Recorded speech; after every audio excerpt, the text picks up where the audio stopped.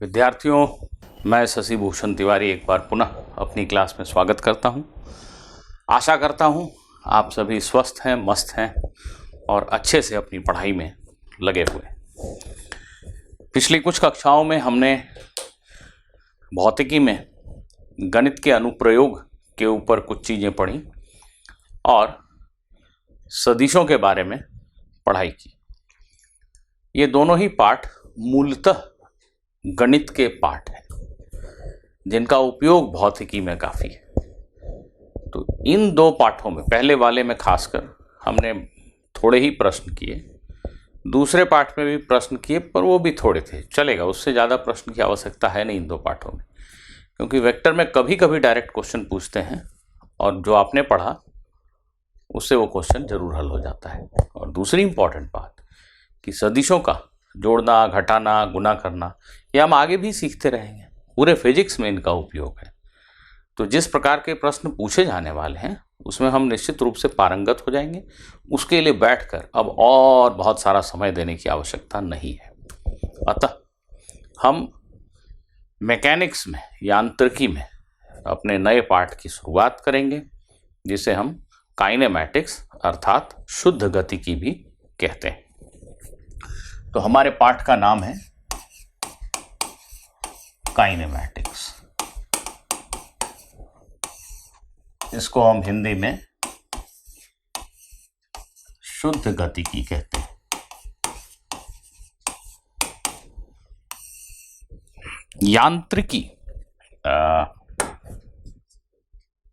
यांत्रिकी जिसे हम अंग्रेजी में मैकेनिक्स कहते हैं,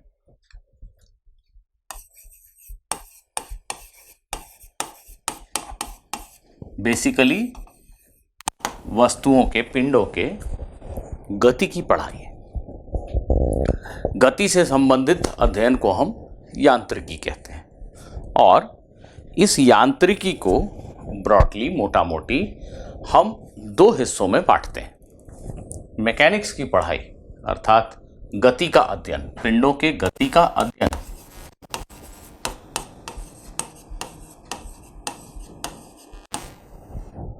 इसको हम मूलतः दो भागों में बांटते हैं।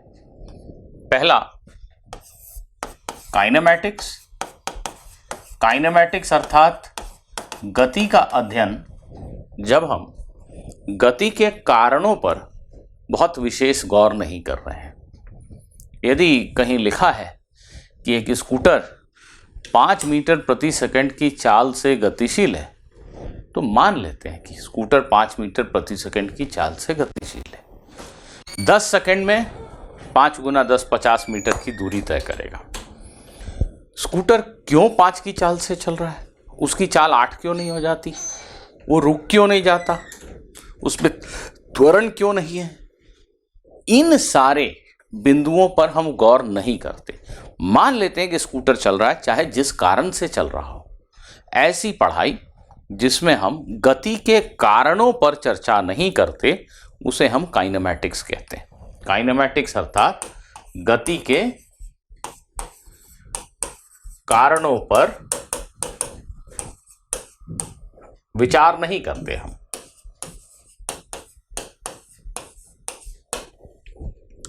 मैकेनिक्स का जो दूसरा हिस्सा है, जो मूलतः न्यूटन के गति के 3 नियमों पर आधारित है, उसे हम डायनामिक्स कहते हैं।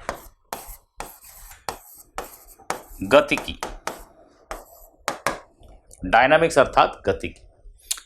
मैकेनिक्स के इस हिस्से में, डायनामिक्स में, हम गति के कारणों पर विचार करते हैं। गति के कारणों पर विचार करने के पढ़ाई को ही हम एक्चुअली डायनामिक्स कहते हैं। गति के कारणों पर विचार, और यह पूरा का पूरा अध्ययन न्यूटन के गति के 3 नियमों पर आधारित है। तो अभी हम प्रारंभ में काइनेमैटिक्स की पढ़ाई करेंगे। काइनेमैटिक्स की पढ़ाई में भी हम शुरुआत में एक कण की शुद्ध गति की अर्थात एक पार्टिकल की काइनेमैटिक्स के बारे में पढ़ेंगे। आपके मन में यह विचार अवश्य आता होगा कि हम कण की गतिकी के बारे में क्यों पढ़ेंगे। संसार में, हमारी वास्तविक दुनिया में हमारे आसपास में गतिशील कण कहाँ दिखते हैं? हमें दिखता है एक गतिशील मोटरसाइकिल, एक चलती हुई कार, एक उड़ता हुआ हवाई जहाज, एक घूमता हुआ पंखा, चलती हुई ट्रेन, भागती हुई बस। क्या ये सब कण हैं? तो वास्तविक जीवन में जब हम गतिशील वस्तुओं को देखते हैं वो एक कण नहीं है। फिर हम कण की शुद्ध गति की कण की गति के अध्ययन को इतनी अहमियत क्यों देते हैं? इसकी वजह है कि पिंडों की स्थानांतरीय गति, किसी भी आकार का पिंडों के स्थानांतरीय गति की विवेचना के लिए हम हर पिंड को एक कण मान सकते हैं। ध्यान देना है, मैंने ये कहा कि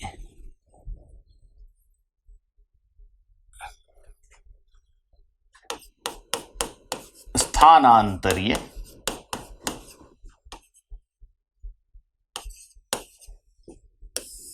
गति की विवेचना के लिए हर पिंड को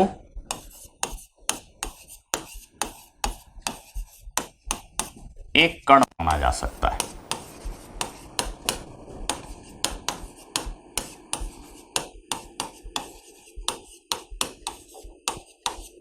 अब आपके मन में यह विचार निश्चित रूप से आता होगा कि यह स्थानांतरीय गति क्या चीज होती है।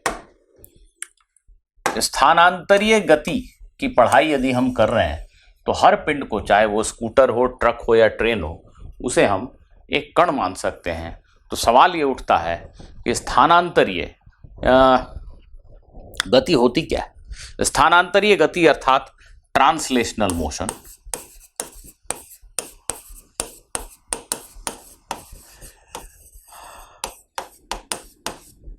किस चीज को कहते हैं?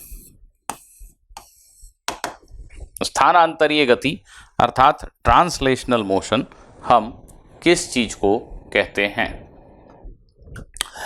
देखो, अपने सिर के ऊपर घूमते हुए पंखे को देखो, उसकी गति स्थानांतरीय नहीं है। उस पंखे में जितने कण हैं, जितने बिंदु हैं, सामान्यतः उन बिंदुओं की चाल एक दूसरे से अलग है। सभी बिंदु, सभी कण समान समयावधि में बराबर बराबर दूरी नहीं तय करते। परंतु एक ट्रेन की गति के बारे में सोचो। जब एक ट्रेन दिल्ली से चलकर मुंबई स्टेशन तक जाती है तो उसका इंजन, उसका पीछे का पहिया, उसमें बैठा प्रत्येक यात्री, सभी ने 1200 किलोमीटर की दूरी तय की। एक ट्रेन जब स्टेशन ए से स्टेशन बी तक जाती है तो उसके हर बिंदु, उसके हर कण, उसके हर डब्बे, उसके हर यात्री की गति एक जैसी है। सबने बराबर बराबर दूरियां तय की। ऐसी गति को हम ट्रांसलेशनल मोशन कहते हैं। ऐसी गति को हम स्थानांतरीय गति कहते हैं।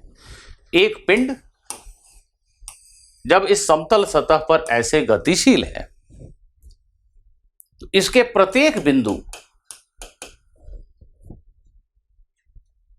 के द्वारा तय की गई दूरी किसी भी समयावधि में देखें बराबर है।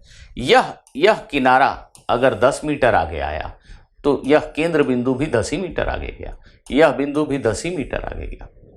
ऐसी गति को हम स्थानांतरीय गति कहते हैं, जिसमें पिंड के सभी कण एक समान गति करते हैं। स्थानांतरीय गति का अर्थ हुआ पिंड के सभी कण एक समान गति करते हैं।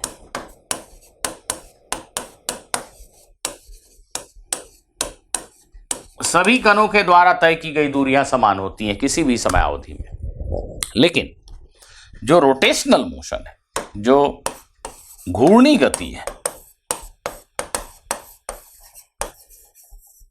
उसमें ऐसा नहीं होता।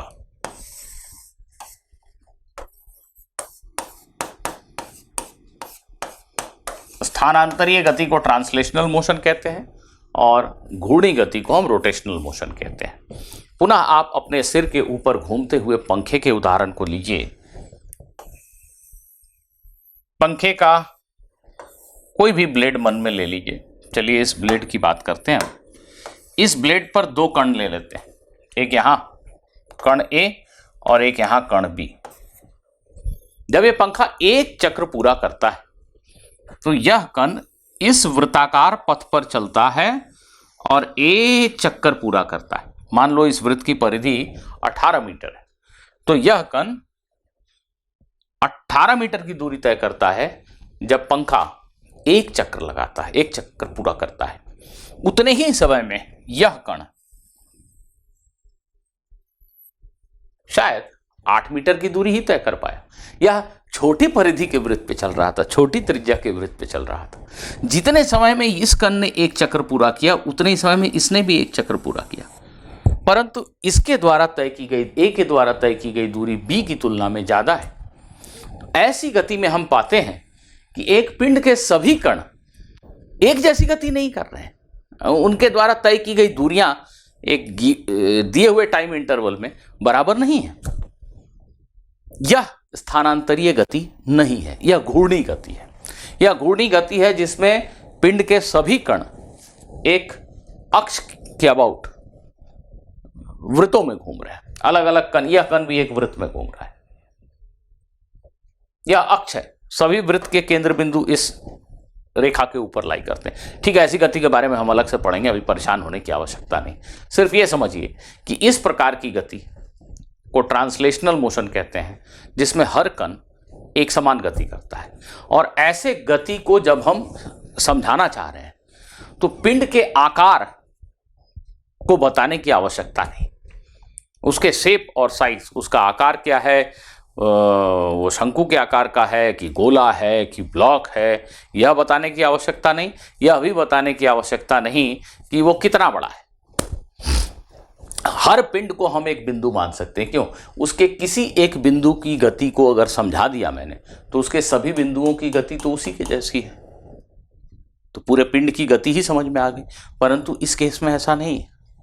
इस परिस्थिति में यदि मैंने इस कण के गति को आपको समझा दिया तो इस कण की गति भिन्न है, इसकी गति भिन्न है।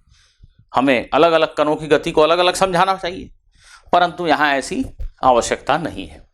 इसलिए स्थानांतरीय गति कर रहे किसी भी पिंड के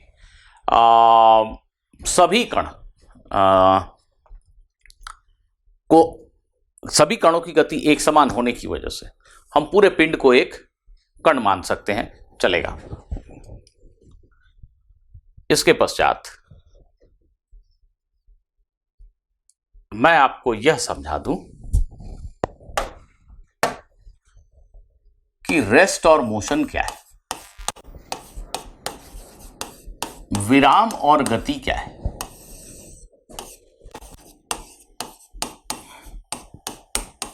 देखिए, इन चीजों पर बहुत लंबे लंबे नोट्स मैं आपको नहीं दे रहा हूं। कोई आपसे किसी भी प्रतियोगी परीक्षा में यह नहीं पूछा जाने वाला कि स्थानांतरीय गति कहते किसे हैं, विराम किसे कहते हैं। तो ऐसे बातों को लिख लिख के भाषा में अगर मैं दे भी दूं आपको, इससे आपको बहुत विशेष फायदा नहीं होने वाला। इनको जल्दी से समझ के आगे बढ़ने की आवश्यकता है, काम की चीज़ों पर पहुंचने की जरूरत है। तो विराम एवं गति, यहाँ पे सबसे इंपॉर्टेंट बात कि विराम एवं गति, रेस्ट और मोशन, ये रिलेटिव टर्म है, ये सापेक्ष पद हैं। विराम एवं मोशन एवं गति सापेक्ष पद है। इसका अर्थ हुआ, मैं यह कह दूं कि यह कलम विराम में है, तो ये मेरे लिए सही हो सकता है, पर इस ब्रह्मांड के हर व्यक्ति के लिए यह सही हो यह आवश्यक नहीं। मैं आपको विराम में दिख रहा हूं, यह पेन मुझे विराम में दिख रहा है। ऊपर बैठे बजरंगबली से पूछिए, जरा फोन लगाइए, पूछिए, हे बजरंगबली, क्या ये शशिभूषण विराम में है? क्या उसके हाथ में जो कलम है वो विराम में है? बजरंग बोली नहीं, बोले नहीं, ये शशिभूषण, ये कलम, ये तो हजारों किलोमीटर प्रति घंटा की गति से चल रहे हैं। जी हाँ, 24 घंटे में मैं पृथ्वी की धुरी पे एक बार घूम जाता हूं, पृथ्वी की घूर्णन की वजह से। इसके अलावा मैं सूर्य के चारों तरफ चक्कर भी लगा रहा हूं पृथ्वी के साथ। बजरंगबली मुझे ऐसी गति करते हुए देख रहे हैं, पर आपको मैं गतिशील नहीं दिखता, मुझे यह पेन गतिशील नहीं दिखता। मेरे लिए यह पेन विराम में है, परंतु बजरंगबली के लिए यह पेन विराम में नहीं है। इसकी गति हजारों किलोमीटर प्रति घंटा है। अर्थात एक ऑब्जर्वर के लिए, एक व्यक्ति के लिए, यदि एक पिंड विराम में है तो अन्य ऑब्जर्वर, अन्य व्यक्तियों के लिए यह पिंड विराम में ही होगा, यह सोचना गलत है। अलग अलग व्यक्ति, अलग अलग ऑब्जर्वर इस पिंड की गति को अलग अलग बता सकते हैं। इसीलिए मैंने कहा यह सापेक्ष पद है। तो यह कलम विराम में है मेरे सापेक्ष, परंतु इस कलम की गति 1500 किलोमीटर प्रति घंटा है बजरंगबली के लिए। तो एक ही पिंड के गति को अलग अलग प्रकार से वर्णन दिया जा सकता है अलग अलग व्यक्तियों के द्वारा। अतः यह दोनों सापेक्ष पद है। जो चीज मुझे गतिशील दिख रही है किसी और को गतिशील दिखे, यह जरूरी नहीं। फर्ज करो कि बुलेट ट्रेन जो भारतवर्ष में जल्दी ही चलने वाली है, ऐसी एक बुलेट ट्रेन में आप यात्रा कर रहे हो और आप सोचो कि एकदम हाईटेक बुलेट ट्रेन है, कोई झटका नहीं लगता, कोई धड़धड़ गड़गड़ की आवाज़ नहीं होती, बिल्कुल साए 350 किलोमीटर प्रति घंटे की रफ्तार पे ट्रेन चलती है। ऐसी ट्रेन में मैं और आप साथ में यात्रा कर रहे हैं। रात का समय हम लोग सो गए, थोड़ी देर बाद नींद टूटी, मेरी नींद टूटी, आपकी नींद टूटी। हम दोनों ने बाहर झांक कर देखा, बाहर खूब अंधेरा है। हमने एक दूसरे से पूछा, भाई ट्रेन खड़ी है या चल रही है? झटके नहीं लगते, मान लो ऐसा, कोई झटका नहीं, कोई गड़गड़ नहीं, कोई धड़धड़ नहीं, 1 मिनट मान लो। क्या हम दोनों तय कर सकते हैं कि यह ट्रेन चल रही है कि नहीं? जी नहीं। हमारे लिए ये ट्रेन तो कभी चली नहीं रही थी। मैं आपको अपने सामने की सीट पे बैठा हुआ देख रहा हूं पिछले कई घंटों से, आप मुझे वहीं देख रहे हो। हम दोनों के लिए ट्रेन नहीं चल रही। हम दोनों के लिए ट्रेन का ड्राइवर जितनी दूर था 4 बजे शाम को, 6 बजे शाम को भी उतनी ही दूर है, हमसे 100 मीटर दूर। हमारे लिए ट्रेन नहीं चल रही।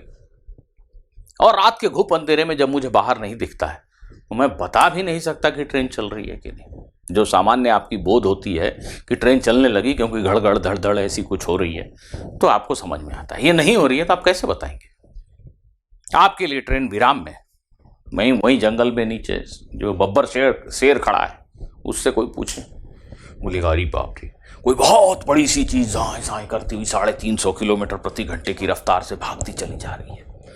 तो उस बब्बर शेर के लिए मैं, आप, ट्रेन, सब कुछ चल रहा है 350 किलोमीटर प्रति घंटा, और हमारे लिए वो ट्रेन विराम में। तो विराम एवं गति सापेक्ष पद हैं। एक ही पिंड की गति को अलग अलग व्यक्ति अलग अलग तरीके से देख सकते हैं, बता सकते हैं। ठीक है। कई प्रकार के प्रश्न ऐसे होते हैं जिनका हल करने के लिए हम निर्देश तंत्र को बदलते हैं। कई ऐसे प्रश्न हो सकते हैं जो प्रश्न वाले ने पूछा है कि शेर को क्या दिख रहा है, लेकिन हम पहले सोचेंगे कि नहीं, मैं जो ट्रेन में बैठा हूं मुझे क्या दिख रहा है। ऐसा करने से प्रश्न का हल आसान हो सकता है। ऐसा हम इस पाठ के अंत में सापेक्ष गति, रिलेटिव मोशन जब पढ़ेंगे वहां देखेंगे।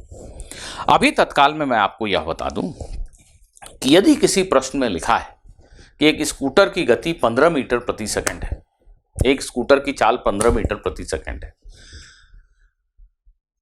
नहीं बताया गया किसने कहा, किसने देखा। हकीकत यह है कि सड़क पे खड़े आदमी ने स्कूटर की चाल 15 मीटर प्रति सेकंड देखी, हेलीकॉप्टर के पायलट ने उसकी चाल 50 मीटर प्रति सेकंड देखी। तो सिर्फ ये कहना कि स्कूटर की चाल 15 मीटर प्रति सेकंड है, ये इनकम्प्लीट सा है, ये पूर्ण नहीं है शायद वाक्य। यह भी बताया जाना चाहिए कि ऑब्जर्वर कौन है, पर्यवेक्षक कौन है, कौन देख रहा है इसे। लेकिन साधारणतः जब ऑब्जर्वर देखने वाला व्यक्ति जमीन पे खड़ा है तो यह बात नहीं कही जाती।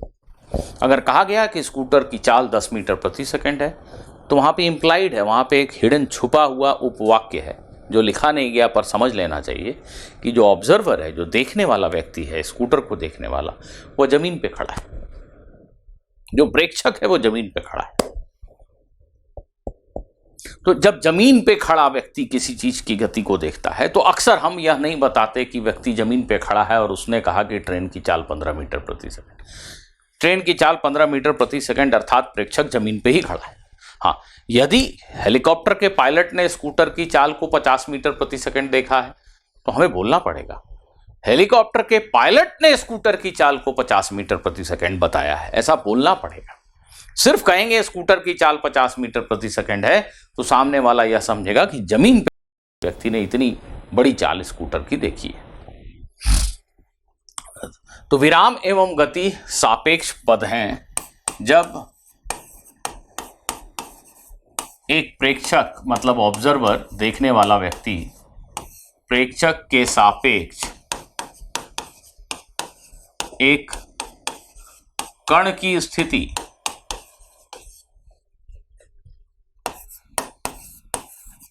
बदलती है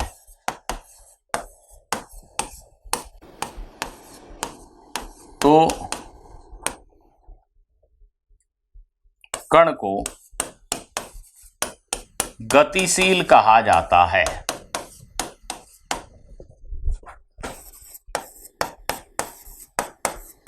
जब एक प्रेक्षक के सापेक्ष कण की स्थिति बदलती है तब हम कहते हैं कि यह कण गतिशील है। अगर प्रेक्षक के सापेक्ष कण की स्थिति फिक्स है, मुझे इस वक्त इस पेन की स्थिति पिछले 20 सेकंड से वहीं की वहीं दिख रही है, मैं कहूँगा ये पेन गतिशील नहीं है। परंतु मुझे अगर इस पेन की स्थिति बदलती हुई दिखती है, मैं कहूँगा कि हाँ ये साहब ये पेन गतिशील है।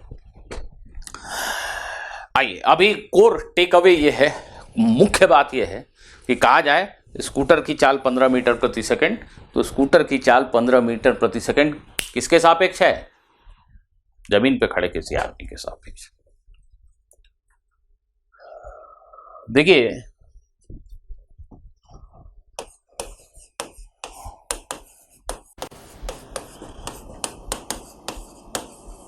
किसी कण की गति को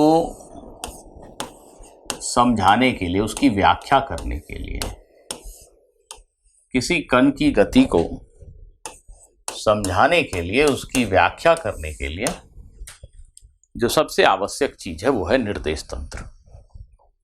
निर्देश तंत्र अर्थात एक ऑब्जर्वर है, एक प्रेक्षक है,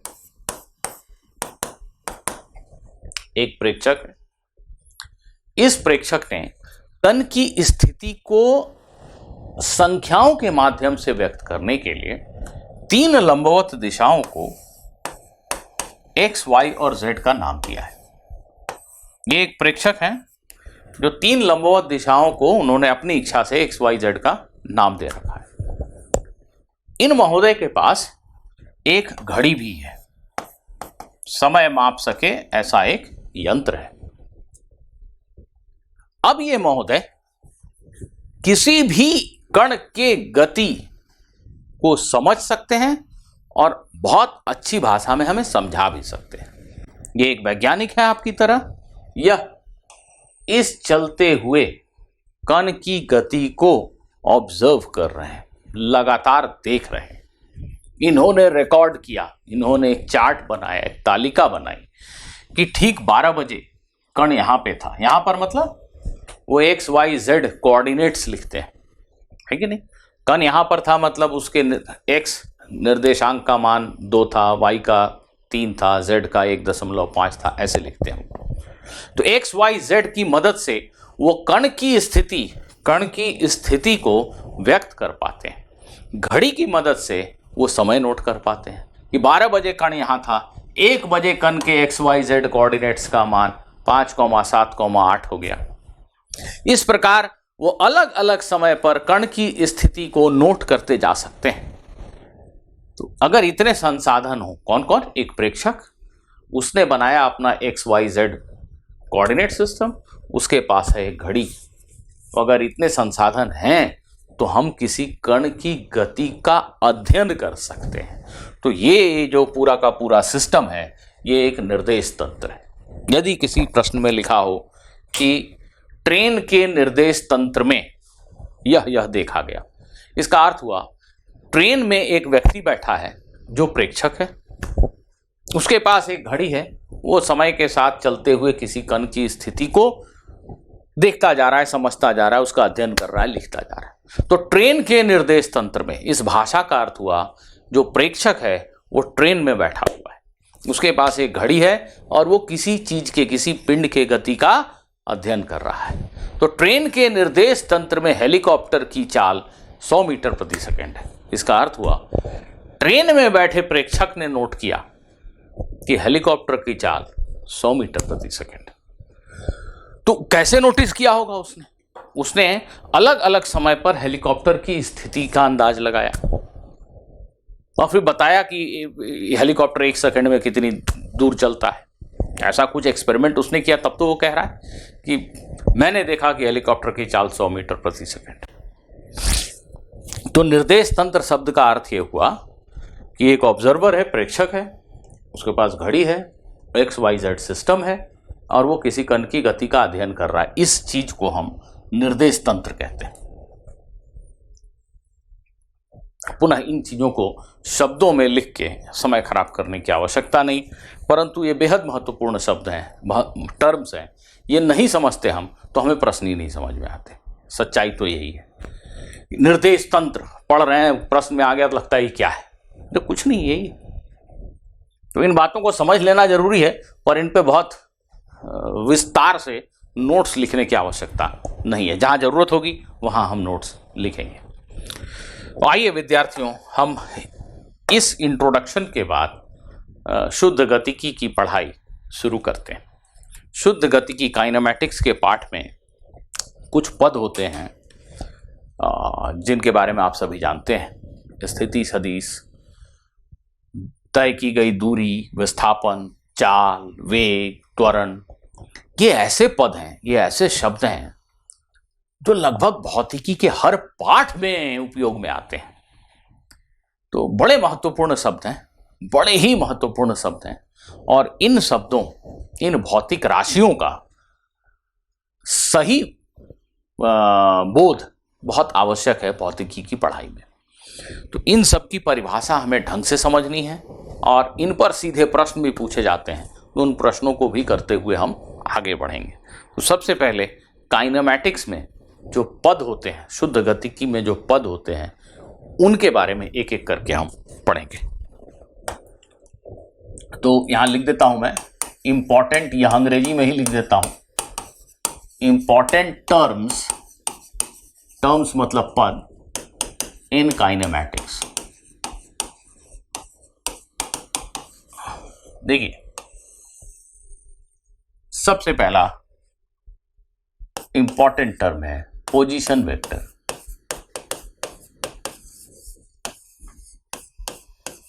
स्थिति सदिश,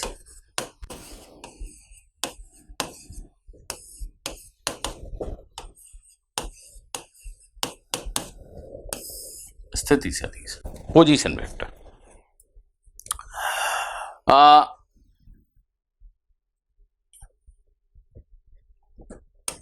फिर से किसी भी कण की गति का यदि अध्ययन किया जा रहा है तो कोई ऑब्जर्वर होगा जिसके पास अपना एक निर्देश तंत्र होगा। ऑब्जर्वर है, XYZ सिस्टम है। ये ध्यान रखना, मुझे खुद ध्यान नहीं रहा कि पिछली बार जो मैंने चित्र बनाया उसमें सही बनाया कि नहीं। सदिश के पाठ में जो पढ़ाई हमने पढ़ी थी, हाँ ठीक बनाया। सदिश के पाठ में जो हमने पढ़ाई पढ़ी थी उसका ध्यान हमेशा रखना है। XYZ कहीं भी नहीं लिख देना है। धनात्मक x की दिशा से धनात्मक y की दिशा में, धनात्मक x से धनात्मक y की दिशा में यदि हम दाहिने हाथ की उंगलियों को घुमाते हैं तो अंगूठा z दिशा में जाना चाहिए। इसका हमेशा ध्यान रखना है। यहाँ x बाहर की तरफ, x से y की तरफ घूमेंगे, ये z दिशा है। यह बिंदु मूल बिंदु है, ठीक है। तो किसी कण की गति का अगर हम अध्ययन कर रहे हैं तो हमारे पास ये एक कोऑर्डिनेट सिस्टम है जिसकी मदद से हम उसकी स्थिति को लिख पाते हैं, दर्शा पाते हैं। अब यह गतिशील कण किसी वक्त पे यहां है, बिंदु P पर है। मान लीजिए बिंदु P के जो कोऑर्डिनेट्स हैं, जो निर्देशांक हैं, वो x y z है। इसका अर्थ होता है कि मूल बिंदु से स्टार्ट कीजिए, x अक्ष की दिशा में x मीटर चलिए, फिर y अक्ष की दिशा में y मीटर चलिए, फिर z अक्ष की दिशा में z मीटर चलिए, आप बिंदु P तक पहुंच जाएंगे। तो बिंदु P की स्थिति बताओ, अगर ऐसा सवाल पूछा जाता है तो एक सीधा जवाब हो सकता है कि बिंदु P के निर्देशांक x, y, z है, खत्म। बिंदु P कहां है? x, y, z पे। ये x, y, z तीन संख्याएं हैं। जैसे x कोऑर्डिनेट का मान 2 है, y का मान 1 है और z का मान 5 है, तो 2, 1, 5 ये बिंदु P की स्थिति को बताने के लिए तीन संख्याएं। कई बार हम इसको सदिश के रूप में भी व्यक्त करते हैं। मूल बिंदु से किसी कण की स्थिति को जोड़ने वाला सदिश, मूल बिंदु से कण जहां पे है, कण की स्थिति, कण बिंदु P पे, मूल बिंदु से P बिंदु को जोड़ने वाला यह सदिश कण का स्थिति सदिश कहलाता है। पोजीशन वेक्टर क्या है? बड़ा ही सिंपल सी चीज है। मूल बिंदु से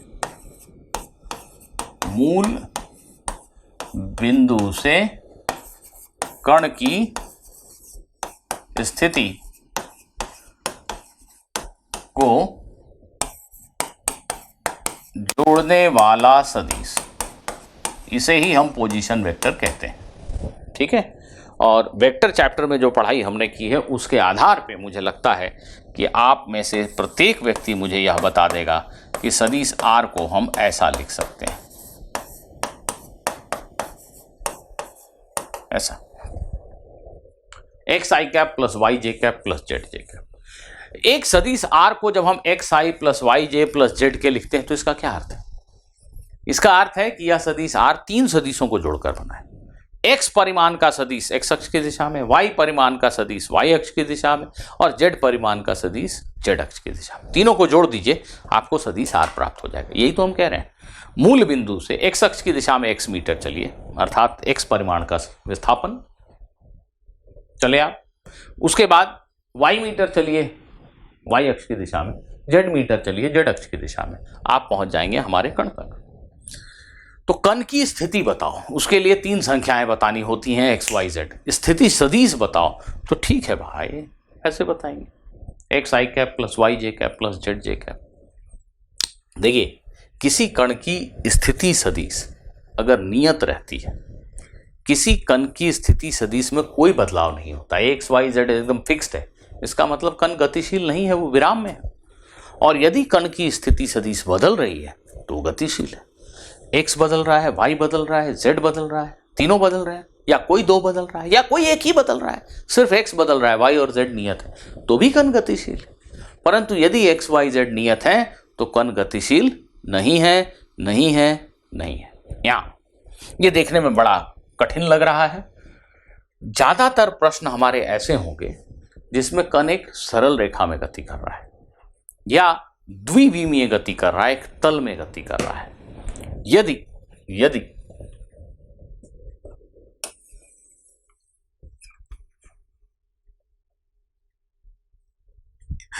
एक विमीय गति है,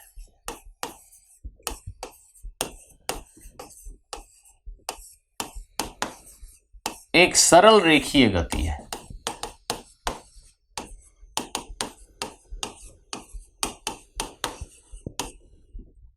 स्ट्रेट लाइन मोशन है, यहां पर कण की स्थिति को व्यक्त करने के लिए एक ही संख्या काफी होती है। अगर कण इस सरल रेखा पर गतिशील है तो हम इस रेखा का नाम मान लो रख देते हैं x अक्ष। इस रेखा के ऊपर एक बिंदु को हम मूल बिंदु मान सकते हैं, यह मूल बिंदु है। अब यह कण थोड़े समय के बाद मुझे यहां मिला, तो इसकी स्थिति बताओ। इसकी स्थिति बताने के लिए सिर्फ एक संख्या बताने की आवश्यकता है, वो है इसका x कोऑर्डिनेट, x निर्देशांक। x निर्देशांक 5 है, अर्थात कण मूल बिंदु से 5 मीटर की दूरी पे है धनात्मक x अक्ष की दिशा में। यदि x निर्देशांक -5 अर्थात कण मूल बिंदु से ऋणात्मक x अक्ष की दिशा में 5 मीटर दूर है, तो सरल रेखीय गति एक विमीय गति में कण की स्थिति को बताने के लिए हमें सिर्फ एक संख्या बताने की आवश्यकता होती है, वो है उसका x निर्देशांक। x को बताने मात्र से कण की स्थिति का बोध कराया जा सकता है।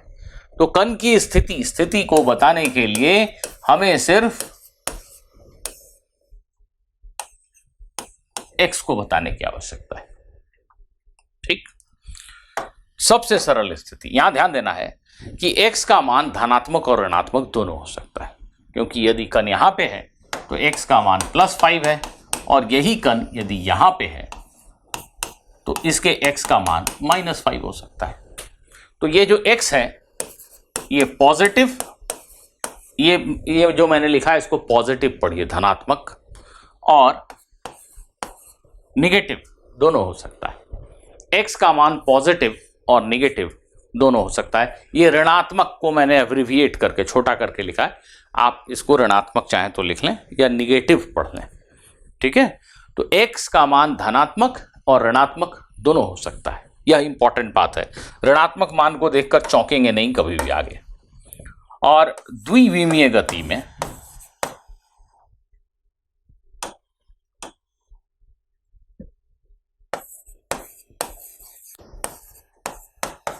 कण की स्थिति को बताने के लिए हम दो लंबवत रेखाओं को x और y नाम दे सकते हैं, जैसा कि आगे हम बहुत जल्दी प्रक्षेप्य गति के अध्ययन में करेंगे। कण यदि यहां पे है तो उसकी स्थिति को व्यक्त करने के लिए हम उसके x और y दो कोऑर्डिनेट्स को बताते हैं, दो निर्देशांकों को बताते हैं। x कोऑर्डिनेट का अर्थ हुआ यहां से कितनी दूर x अक्ष की दिशा में गए। यह अगर 4 मीटर है तो x कोऑर्डिनेट 4, यह 6 मीटर है तो y कोऑर्डिनेट 6, यही इसका अर्थ हुआ। तो द्विविमीय गति में हमें दो नंबर बताने पड़ते हैं, x और y। यहां पे कोई पूछे कण की स्थिति सदिश क्या है, कण की स्थिति सदिश क्या है, तो आंसर है xi प्लस yj। इस उदाहरण में 4i प्लस 6j। ठीक है,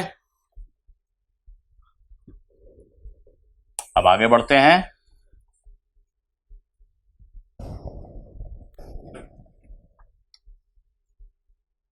और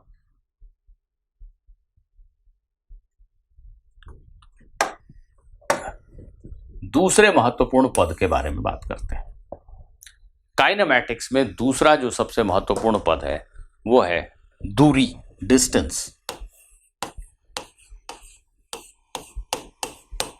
एक गतिशील कण के द्वारा तय की गई दूरी उसके पथ की वास्तविक लंबाई है।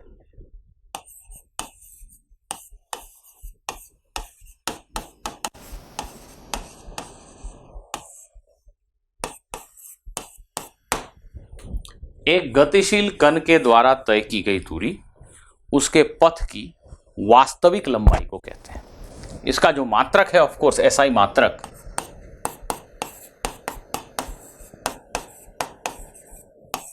वो मीटर, एसआई मात्रक मीटर है।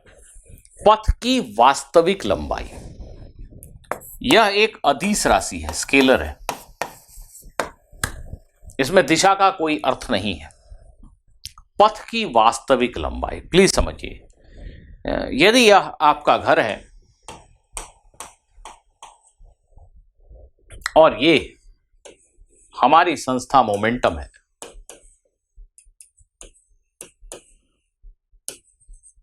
ये आपका घर है, ये हमारी संस्था मोमेंटम है। यदि आप घर से अपनी मोटरसाइकिल पे चलते हुए सड़क को फॉलो करते हुए इस प्रकार मोमेंटम तक पहुंचते हैं, तो आपके बाइक में एक मीटर होता है, ऑडोमीटर, जो दूरी को जोड़ता रहता है। बोलते हैं ना कि हमारी मोटरसाइकिल जो है वो 40,000 किलोमीटर चल चुकी है, मतलब फैक्ट्री के निकलने के बाद से वो आज तक 40,000 किलोमीटर दौड़ चुकी है। तो आपके घर से जब आप निकले उस समय उस ओडोमीटर की, उस मीटर की रीडिंग थी 40,000। जब मोमेंटम पहुंचे तो उसकी रीडिंग है 40,005। तो आपके बाइक ने, आपकी मोटरसाइकिल ने 5 किलोमीटर की दूरी तय की। वो जो ओडोमीटर की रीडिंग है वो दूरी बताती है, ध्यान देना है। उसका अर्थ यह हुआ कि यदि हम इस सड़क पे सच में एक ऐसी रस्सी बिछा दें, ऐसी रस्सी बिछा दें और उस रस्सी को सीधा करके उसकी लंबाई नाप दें तो 5 किलोमीटर है। तो दूरी में इस बात का बिल्कुल बोध नहीं है। दूरी एक ऐसी भौतिक राशि है जिसमें यह बताने की चेष्टा नहीं की जा रही है कि आप किस दिशा में जा रहे थे, क्या आपकी दिशा बदल रही थी, यह सब बताने की आवश्यकता हम अभी नहीं समझते। दूरी बता रहे हैं मतलब हम सिर्फ यह बता रहे हैं कि जिस किसी पथ पर आप चले उस पथ की वास्तविक लंबाई 5 किलोमीटर है। यदि यहां रस्सी बिछाकर इस रस्सी को ऐसे सीधा कर दूं तो उसकी लंबाई 5 किलोमीटर मिलेगी। जी हां, यही दूरी है। किसी भी कण के द्वारा तय की गई दूरी उसके द्वारा जो पथ डिस्क्राइब किया गया उसकी वास्तविक लंबाई है। और दूरी को समझना मुश्किल नहीं है।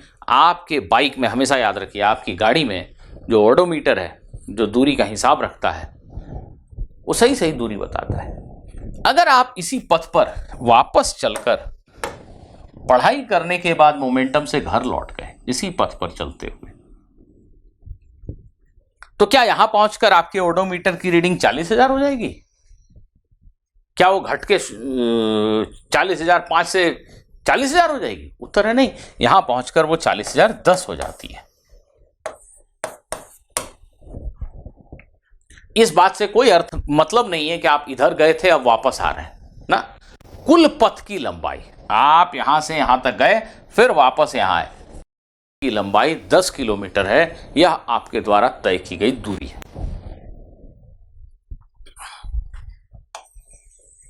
आइए, दूरी एक अदिश राशि है। दूरी एक अदिश राशि है। विद्यार्थियों, मेरे इस प्रश्न को ठीक से समझकर उत्तर दीजिए। एक कण के द्वारा तय की गई दूरी समय के साथ, दूरी को हम s से सूचित कर रहे हैं, ठीक है। दूरी को हम s से सूचित किया करेंगे, समय को t से सूचित कर रहे हैं। एक कण के द्वारा तय की गई दूरी और समय का मैं एक ग्राफ खींच रहा हूं, ध्यान दीजिएगा। एक कण के द्वारा तय की गई दूरी और समय के बीच एक ग्राफ खींच रहा हूं। क्या ऐसा ग्राफ कहीं भी दैनिक जीवन में हमें देखने को मिल सकता है? क्या किसी कण के, गतिशील कण के भी दूरी और कण के द्वारा तय की गई दूरी और समय के बीच का ग्राफ दैनिक जीवन में इस प्रकार का हो सकता है? सोचकर बताइए। उत्तर है बिल्कुल नहीं, क्योंकि यह ग्राफ है। कुछ लोग तो पहले यह समझते हैं कि कोई चीज ऐसे चल रही है। नहीं, ऐसे नहीं चल रही। चलने वाली चीज हो सकता है सीधी सड़क पे चल रही हो। हम यह कह रहे हैं कि जब समय शून्य था, आप अपनी मोटरसाइकिल लेके मान लीजिए एक सीधी सड़क पे ही निकले हैं, आपके द्वारा तय की गई दूरी शून्य है, समय शून्य पे। फिर कुछ समय के बाद हमने देखा आप यहां पहुंच गए, तो आपके द्वारा तय की गई दूरी बढ़ गई। 5 मिनट के बाद हमने देखा कि आपके द्वारा तय की गई दूरी 100 मीटर है।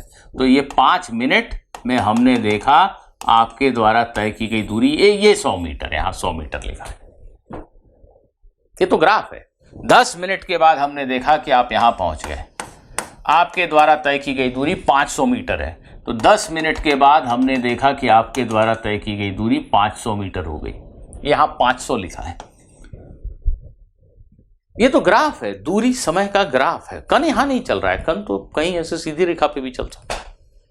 गलती क्या है इसमें? इसमें गलती यह है कि ये तो हम बता रहे हैं कि यह तय की गई दूरी 600 मीटर तक बढ़ती चली गई, बढ़ती गई 600 मीटर तक। फिर हम यहां ये दर्शा रहे हैं कि कुछ समय के बाद तय की गई दूरी घट के वापस से 100 मीटर हो गई। ये कैसे हो सकता है? किसी भी गतिशील कण के द्वारा तय की गई दूरी कभी भी समय के साथ घट नहीं सकती। यह ग्राफ यह दिखा रहा है कि तय की गई दूरी बढ़ती गई बढ़ती गई बढ़ती गई 600 मीटर हो गई, उसके बाद दूरी घटने लगी। समय तो टिक टिक टिक टिक टिक टिक बढ़ता चला जा रहा है, पर तय की गई दूरी जो यहाँ 600 थी वो घट के वापस 100 हो गई। ऐसा कैसे हो सकता है? कुछ लोग सोच रहे हैं क्यों नहीं हो सकता है। ये जो बाइक लेके मैं इधर जा रहा था, वापस आने लगा, वापस आने से तय की गई दूरी नहीं घटती भैया, वो तो बढ़ती रहती है। आपके बाइक का ओडोमीटर, उसकी रीडिंग तो बढ़ती रहती है। आप 6 किलोमीटर तक सीधे गए और वापस 1 किलोमीटर आ गए, तो आपके द्वारा तय की गई दूरी 7 किलोमीटर हुई, 4 थोड़ी हो गई। तो किसी भी कण के द्वारा तय की गई दूरी समय के बढ़ने से घट नहीं सकती। दूरी समय के बढ़ने से समय के साथ कभी भी घट नहीं सकती। बड़ा ही इंपॉर्टेंट नोट है। तय दूरी, कण के द्वारा तय दूरी, कण के द्वारा तय दूरी समय के साथ कम नहीं हो सकती।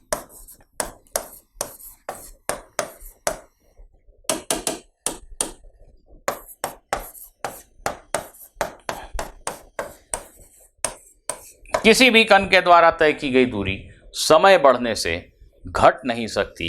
ये बड़ी इंपॉर्टेंट बात है। इसके अलावा मुझे लगता है कि आप ऐसे ही समझ गए कि किसी भी कण के द्वारा तय की गई दूरी ऋणात्मक नहीं हो सकती। आपकी मोटरसाइकिल ने -50 मीटर की दूरी तय की है, इसका कोई अर्थ है नहीं।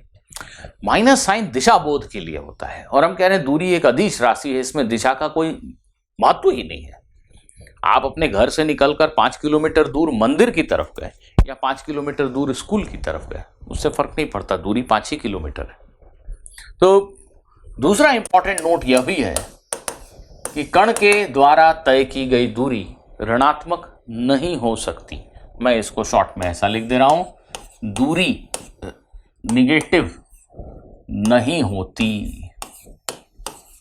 वेरी इंपॉर्टेंट दो बातें। किसी भी कण के द्वारा तय की गई दूरी ऋणात्मक नहीं होती। आइए, हमने समझा स्थिति सदिश क्या होती है, हमने समझा कण के द्वारा तय की गई दूरी क्या होती है।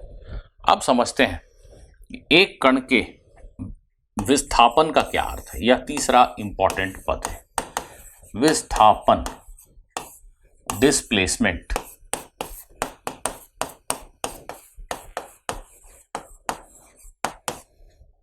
डिस्प्लेसमेंट, किसी कण का विस्थापन एक्चुअली में एक सदिश राशि होती है।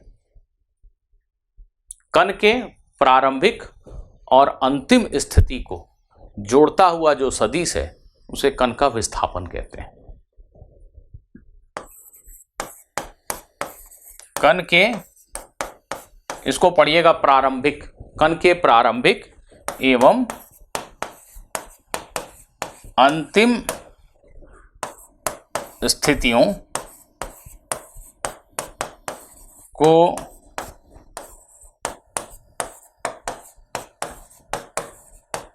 जोड़ने वाला सदिश विस्थापन कहलाता है।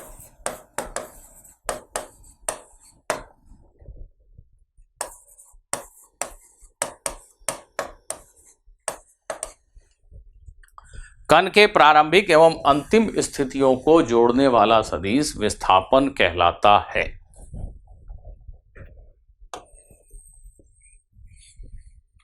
साफ इसी में कह दिया गया कि विस्थापन एक सदिश है। विस्थापन एक सदिश है। इसका मात्रक भी, एसआई मात्रक भी मीटर ही है। ठीक है, देखो फिर से इसी उदाहरण को लेते हैं कि आप घर से निकले और यहां मोमेंटम पढ़ने गए। आप ऐसी सड़क पर चलकर मोमेंटम तक पहुंचे, कोई बात नहीं। आपकी प्रारंभिक स्थिति ये है और आपकी अंतिम स्थिति ये है। बस इन दो बिंदुओं को ख्याल करके मैं अगर इसे जोड़ दूं इसे हम विस्थापन सदिश कहते हैं। इसको मैं आर लिखता हूं, डेल्टा आर भी कुछ लोग लिखते हैं, पर आर ही लिख लेते हैं। ध्यान दीजिएगा, मैंने स्थिति सदिश को भी आर लिखा था, तो विस्थापन को बहुत टेक्निकली सही रहने के लिए डेल्टा आर लिखना चाहिए, पर ठीक है, आर रहने दीजिए, चलेगा। इंपॉर्टेंट बात यह है कि किसी दिन यहां सड़क जाम होने की वजह से आप किसी अन्य मार्ग, लंबे मार्ग से चलकर 8 किलोमीटर चलकर मोमेंटम तक पहुंचे। आपके द्वारा तय की गई दूरी 8 किलोमीटर हो गई, परंतु विस्थापन वही का वही है। विस्थापन आपके घर और मोमेंटम के बीच के सबसे छोटे मार्ग की लंबाई है, सरल रेखीय मार्ग की लंबाई है। प्रारंभिक स्थिति से अंतिम स्थिति को जोड़ दीजिए, जो सदिश प्राप्त हुआ उसे विस्थापन सदिश कहते हैं। आप यहां से यहां किस पथ से पहुंचे कोई मतलब नहीं। जब तय की गई दूरी ज्ञात करनी है तो पथ का ज्ञान होना बहुत अहम और आवश्यक है। पथ ये था कि ये था, इस पर दूरी निर्भर करेगी, परंतु विस्थापन वो तो फिक्स है दो बिंदुओं के बीच। आप घर से मोमेंटम जब भी जाएंगे आपका विस्थापन यही होगा, आप किसी भी पथ से आए। तो विस्थापन एक सदिश है जो कण के प्रारंभिक एवं अंतिम स्थितियों को जोड़ने से प्राप्त होता है। ठीक है, और आगे बढ़ने के पहले मैं आपसे एक प्रश्न ही पूछ लेता हूं, बताइएगा मुझे।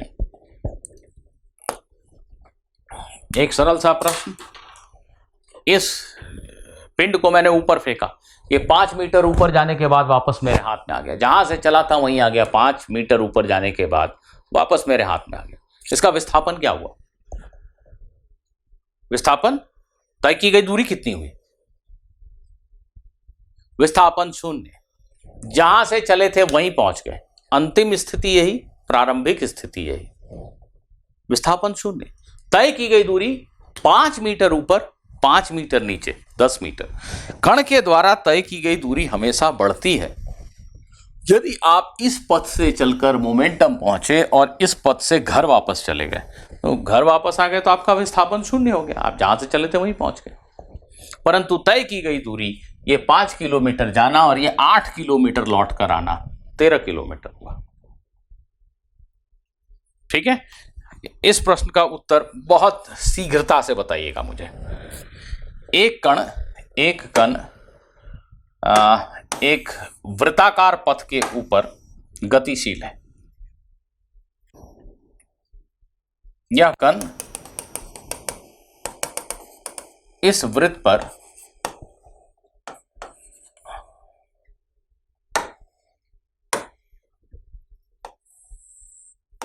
इस प्रकार घूमता हुआ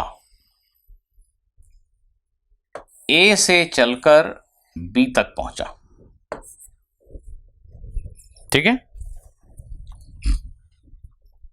यह कण इस प्रकार घूमता हुआ ए से चलकर बी तक पहुंचा। इस वृत्ताकार पथ की त्रिज्या r है। कण ए से चलकर बी तक पहुंचा, गौर करें, इस पथ पर चलता हुआ। आपको मुझे बताना है कण के द्वारा तय की गई दूरी और उसके विस्थापन सदिश के परिमाण का अनुपात। इस राशि की गणना कीजिए। कण के द्वारा तय की गई दूरी और उसके विस्थापन सदिश के परिमाण का अनुपात बताइए। दूरी विस्थापन का अनुपात बताइए। सभी मिलके बताएं, जरूर बताएं, बिल्कुल सरल सा प्रश्न है।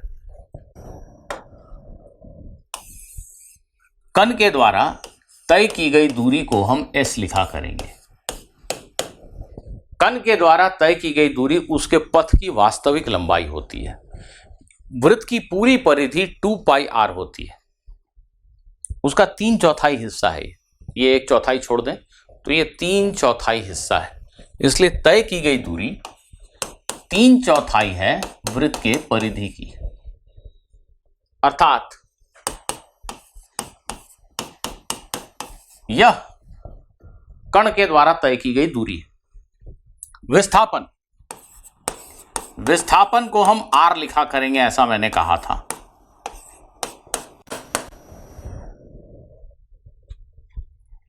विस्थापन एक सदिश राशि है।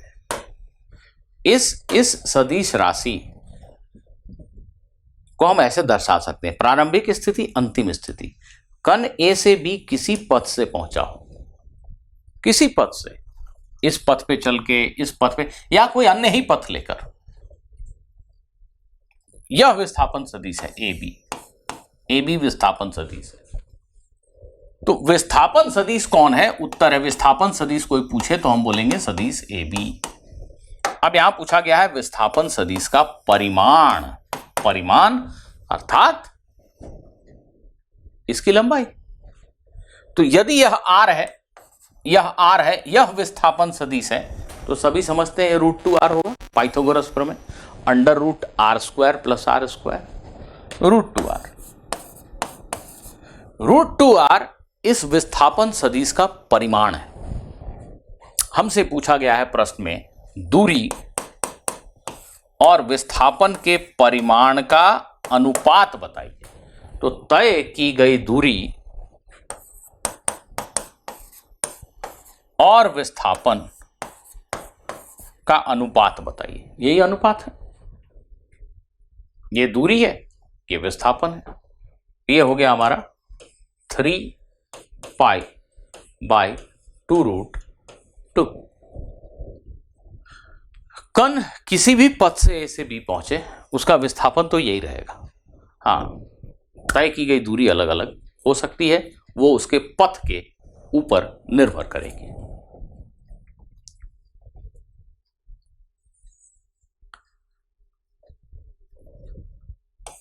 विद्यार्थियों ध्यान दीजिएगा,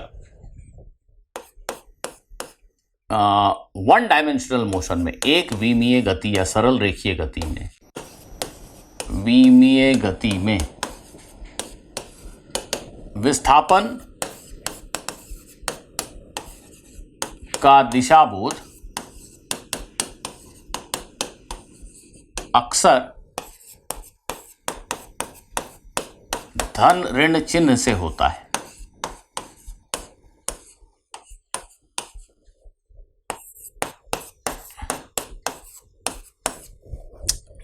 मूल बात देखिए, विस्थापन एक सदिश है, उसका परिमाण ऋणात्मक नहीं हो सकता। अगर कोई कहता है कि किसी कण का विस्थापन -5 मीटर, जो हम अक्सर कई प्रश्नों में सुबह शाम कहते हैं, उसका अर्थ नहीं समझते, बस कहते हैं विस्थापन -5 मीटर। अरे इसका क्या अर्थ है? इसका विस्थापन -5 मीटर करके दिखा, करके दिखा। ऐसा होता है क्या? नहीं। प्लस और माइनस चिन्ह का उपयोग सिर्फ दिशा को बताने के लिए होता है।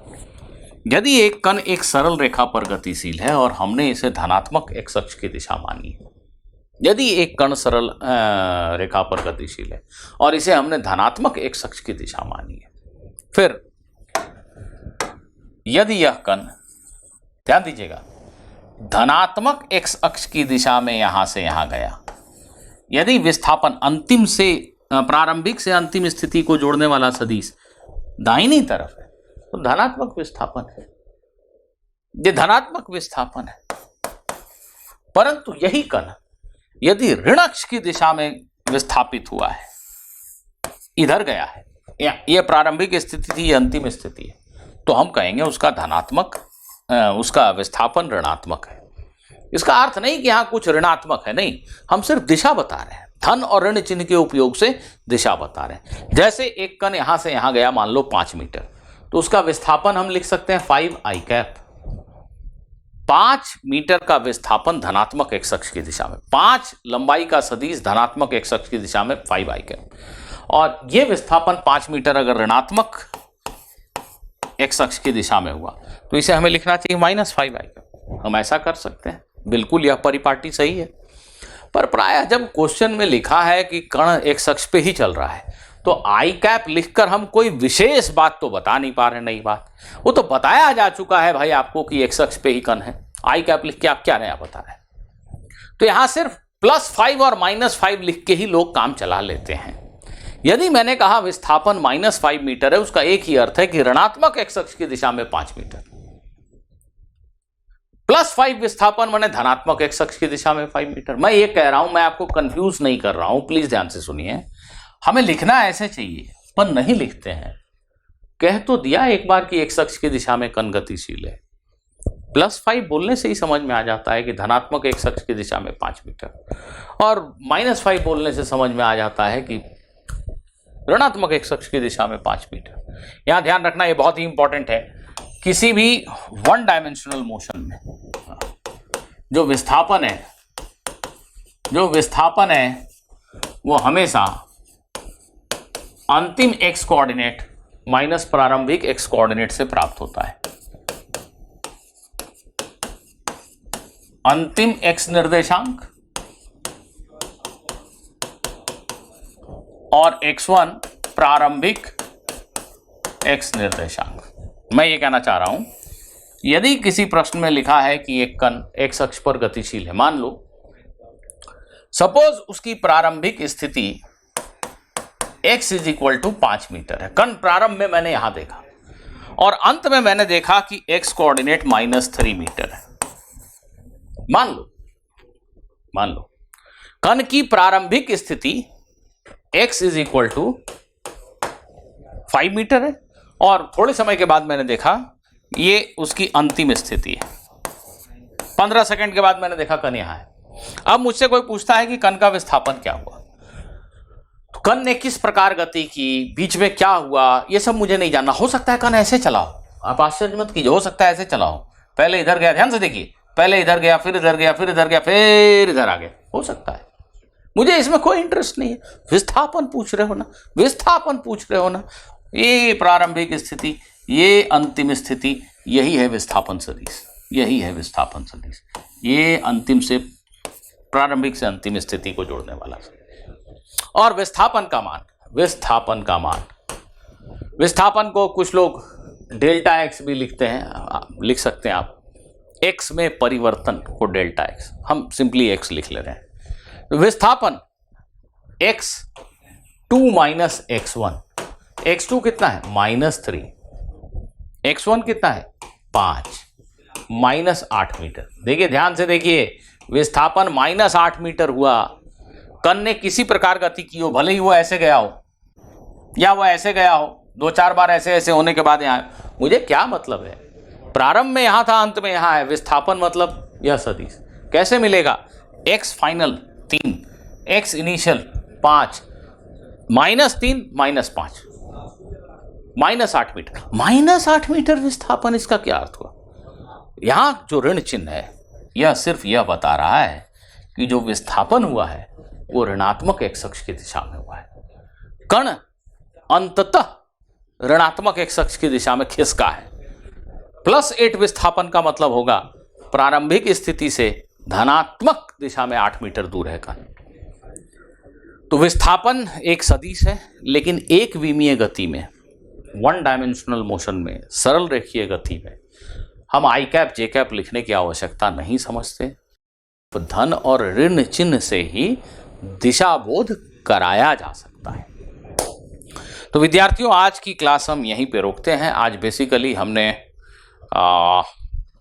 शुद्ध गतिकी का इंट्रोडक्शन ही किया। अब अगली क्लास में हम बाकी के पदों की परिभाषा लिखने के बाद प्रश्न करने की अवस्था में होंगे। तो मिलते हैं अगली क्लास में, तब तक के लिए अलविदा।